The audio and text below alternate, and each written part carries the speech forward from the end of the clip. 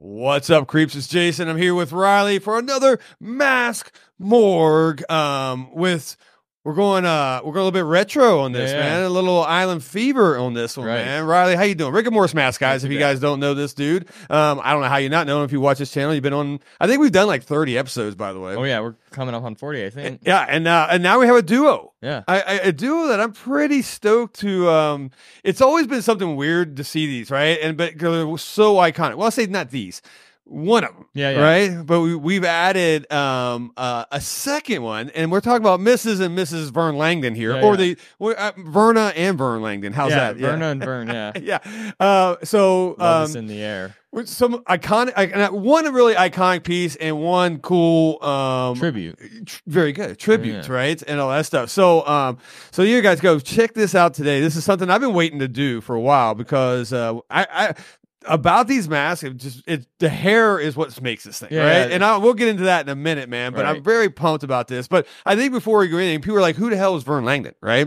And I feel like we should probably talk about Mr. Langdon and his accomplishments and his, I guess, his accomplishments to the mask world and the film world and all types of stuff, man. Dude is a prodigy. Yeah, totally. So, do you want to take the Langdon history here? We'll bounce off of each other. Okay, how about that? That sounds good. Langdon was actually a pretty smart kid. He learned to play piano at the age of 3. He was did clown makeup at Ringling Brothers College. He was a wrestler. Yeah, that was something I looked up too, how big he was into. Verne was how big was into wrestling. He actually was a big promoter of it was like Slammers. You know, like Head Slammers. Or something. But it was actually a wrestling university, right? Or basically you can go learn to be a wrestling. And he learned from himself. He actually learned to wrestle from the Fabulous Moolah. Now, for those people, new people like you, younger, have no idea. But old guys like me, Fabulous Moolah was a biatch. She was the meanest heel in wrestling, like in the, I'm going to say 70s, 60s and 70s and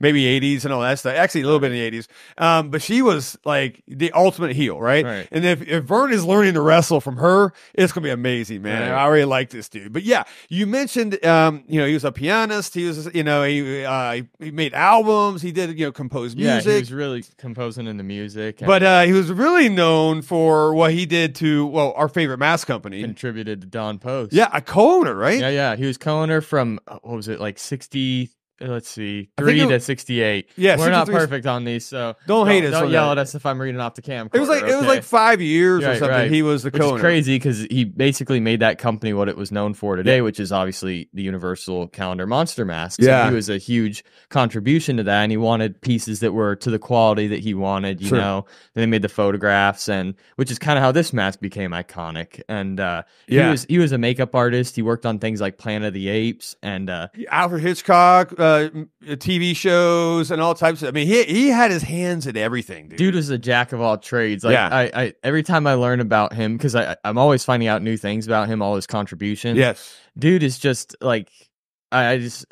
I'm envious. Yeah, you know? I'm like, this is incredible. And I think this is like old guy Jason talking, where I tell people all the time, like, hey man, have as many chapters in your book of life, right? Where some people just like to sit in one lane their whole life. I worked at, whatever company, Costco for my whole life, and that was it. I'm not wired that way. This dude is a ping pong ball. Yeah. So you want to, I suggest that everybody out there have as many chapters in your life as possible, switch things up, do things. And this is exactly what Mr. Langdon did, which is really, really fucking rad. A lot of contributions. Yes. And it's funny because he touched a lot of, well, he didn't touch a lot of people, but he reached to the masses, and so I don't want to phrase that wrong. These days you can't say that. Yeah, right. Yeah, but I think his most iconic mask, right, was the Langdon zombie, right? What we're kind of looking at here, guys. Well, whenever the camera goes on it, but anyway,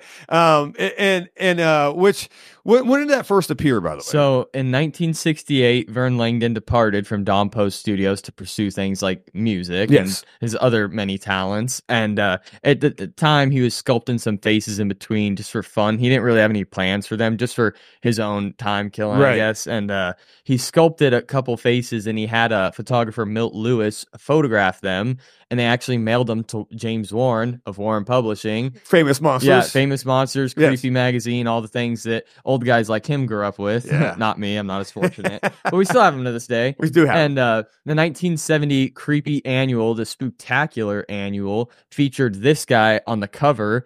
And that just set off a bomb because at the time it was 72. Yeah. A lot of hippies, a lot of yuppies. Yeah. They like this bowl cut. He's very groovy. He's not your typical insatiable flesh-eating zombie, but he's like a Hawaiian shirt wearing, cocktail drinking, sunset. By the way, yeah. You said Hawaiian shirt wearing. All right, we all know Riley. Riley's on this tattoo.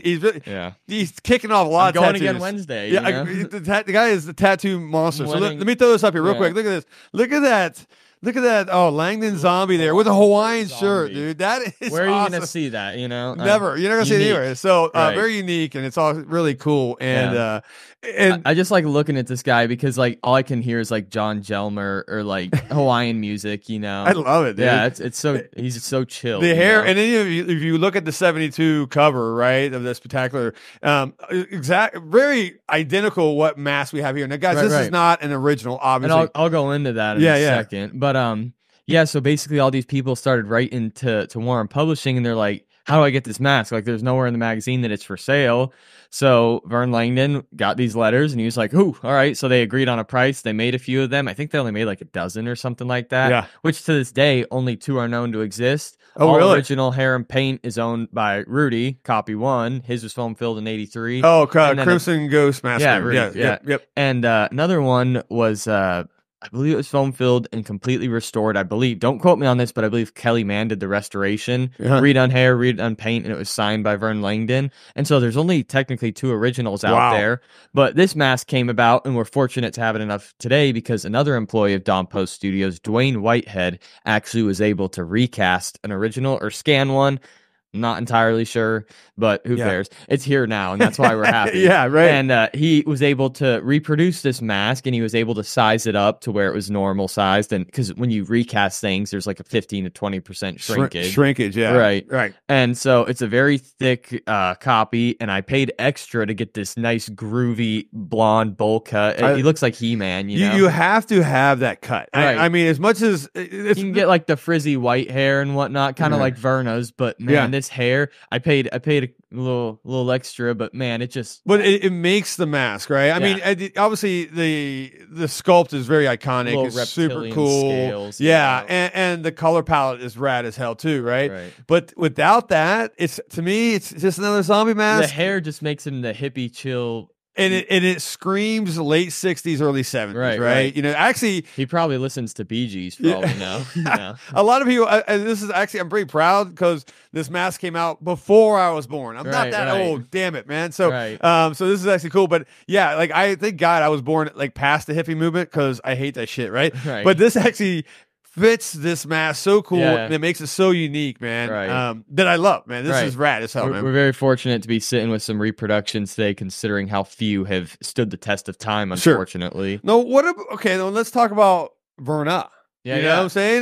Because this is obviously a tribute to the OG, Langdon and Zombie here. So what am I looking at here? What am I looking at? My friend Payton Patron is dabbled in sculpting and special effects since I think he was a teenager. Wow. And he actually made this. So Mr. Verne over here didn't have to rot all by himself. Oh, yeah. So he made a little pretty female Verne Langdon zombie, Verna Langdon, to accompany him while he's decomposing. I love it. And it's got really unique features. It's got the still skin texture as the Langdon, zombie, but this one has like a little bit of a pushed up nose, a little bit nose. Alien eyes, almost, like, I would say, the right? Winged eyes. Yeah. So it looks a little different, which I like because if he did the exact same sculpt as the other one, but maybe just a little bit of female feature, it would, you're not going to distinguish between the two of them. But this one, 100%, it looks like a female version of this, man. And very feminine, very pronounced feminine features. I love it. Payton Patron will make you one up. He does a green one, a blue one, kind of like the teal blue. Sure. And